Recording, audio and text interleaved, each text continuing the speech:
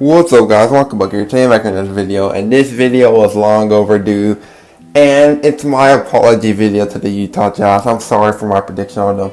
If you haven't watched my predictions video earlier on, you do not want to watch it, as I will talk about what dumb prediction I made about them and what they're doing well this year that proved my prediction wrong.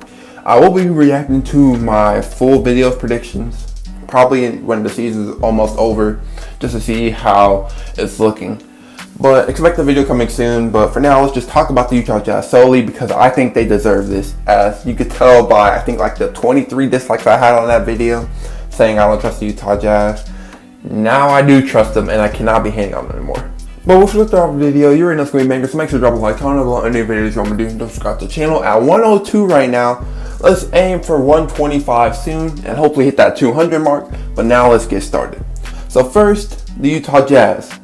Currently, they are sitting at 45-17 and they're first in the NBA after going 44-28 and finishing as the 6th seed. And in my predictions video, I had them as the 9th seed and just missing the playoffs but being in the play-in tournament. And do I regret that a lot? 100%. As the Jazz have just been amazing this year.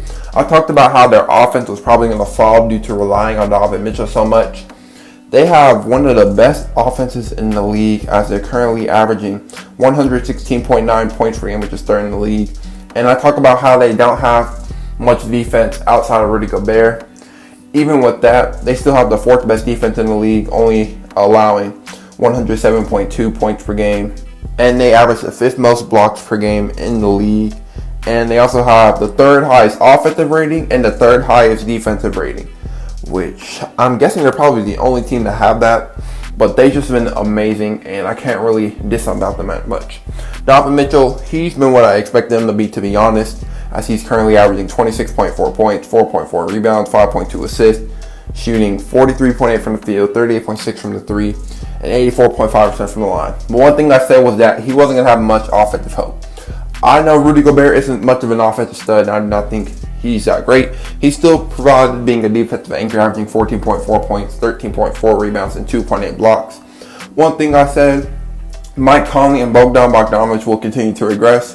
Bojan has been okay, but he has not been very special, which is something I'll actually accurate about. He has fallen off to 15.7 points per game, and he's been worse shooting wise, so I was actually right about that part, as he's been worse efficiently throughout the whole stat line. But someone I thought would also regress are Mike Conley and Joe Ingles, and that just hasn't really happened. Mike Conley has actually broken out. I thought his playoff run was just a lucky run, and that this year will be an awful year for him, as it could take a step down. But instead, he averages 16.4 points and 6 assists per game, and is an all-star, shooting above 40% from the 3.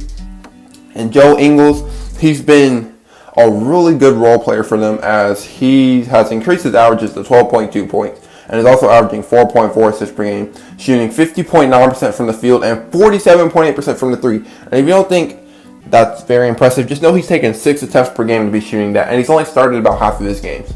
One thing I did not expect is Jordan Clarkson to be a 6th Man of the Year candidate, averaging 17.5 points per game and shooting decently efficient, shooting 42, 35, 93 splits. And he's been an automatic bucket getter for the Utah Jazz throughout the whole year. I did not think Derrick Favors was going to be much of an impact signing, and let's just say him himself has not been very good, as he's only averaged like 6 and 6. But I feel like him and his presence has just helped Joe Ingles still have a really good year. I feel like they have a really good connection off the pick and roll game. It just opens it up for Ingles more. And I feel like that's just been really solid. And their defense hasn't fallen off that much when Rudy Gobert has been off and Derrick Favors has been in. Like when Rudy Gobert is out, they've been an average defensive team, which is not really bad, but not really good. But with Rudy Gobert on the court, they've just been probably like the best defensive team in the league, to be honest. I can't even cap about that.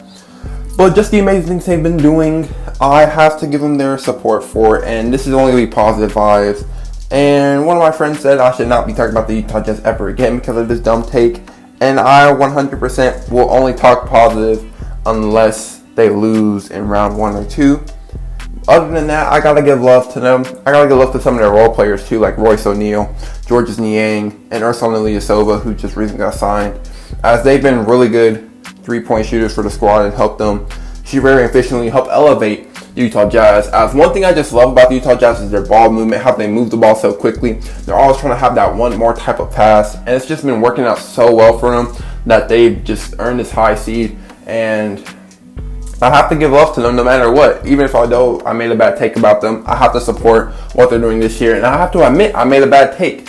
And all the people who disliked my previous Jazz video about how I didn't trust them, don't worry, I trust them again, so you can like this video. Well, what do you guys think about this video? Do you think Jazz are legit? Because I definitely think they're legit now. If you enjoyed, make sure you drop a like, comment down below any new videos you want me to do, and don't forget to subscribe to the channel. Peace out, guys.